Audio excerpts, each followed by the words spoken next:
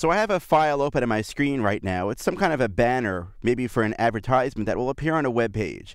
And sometimes when you submit ads to websites, they require that the file size be within a certain range, meaning they only want files that are no larger than 15K, for example, or 10K.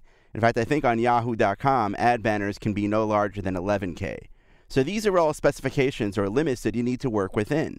Now, of course, we know that we can use the Save for Web dialog box to export files in a specific file format, and also to export files and mess with the settings so that we can get to a smaller file size. But we also know that what we're really trying to get ultimately is a file that looks great, but also is small in file size. Well, the Save for Web dialog box actually has some logic inside of it. In fact, it's kind of a hidden feature that allows you to dial in the file size that you need, and Save for Web will do its best to try to find the settings that will match that file size. Let's see how that works. I'm going to go here to the File menu and choose Save for Web and Devices. And over here, I can first start by choosing a certain file format. For example, say I know that I want it to be a GIF file, so I'm going to leave it set to GIF right now. Next, I'm going to come over here to the flyout menu. It's a little icon that's kind of hard to see because this line kind of intersects with it, but there's a little flyout menu right here, and if you click on it, you can see some settings here, and one of them is called Optimize to File Size. I'm going to choose that option, and a dialog box pops up, and it asks me what the desired file size I want this file to be. So, for example, if I need to work within that limit of maybe 11K, I'll punch in the value of 11K here, and I could choose that it should start with the current settings, meaning take a look at my current settings right now. I've chosen GIF as my file format.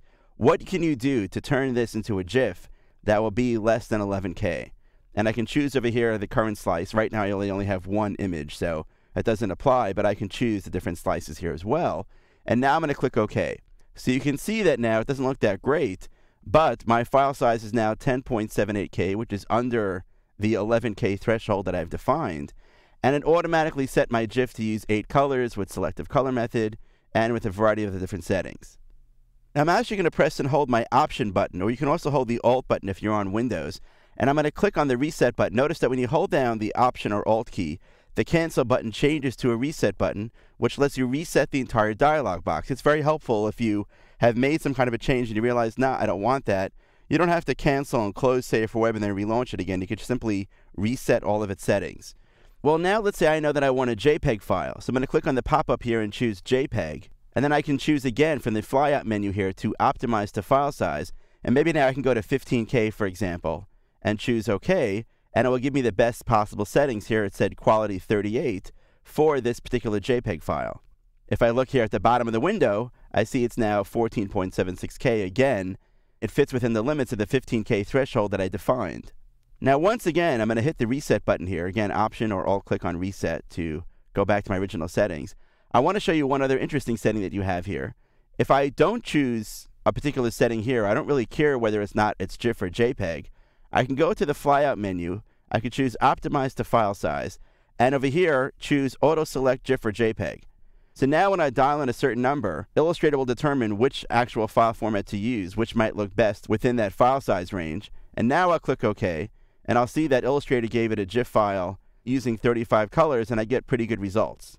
Unfortunately, this specific option, the ability to optimize to a specific file size, doesn't work with other file formats, for example, SWF or PNG for that matter.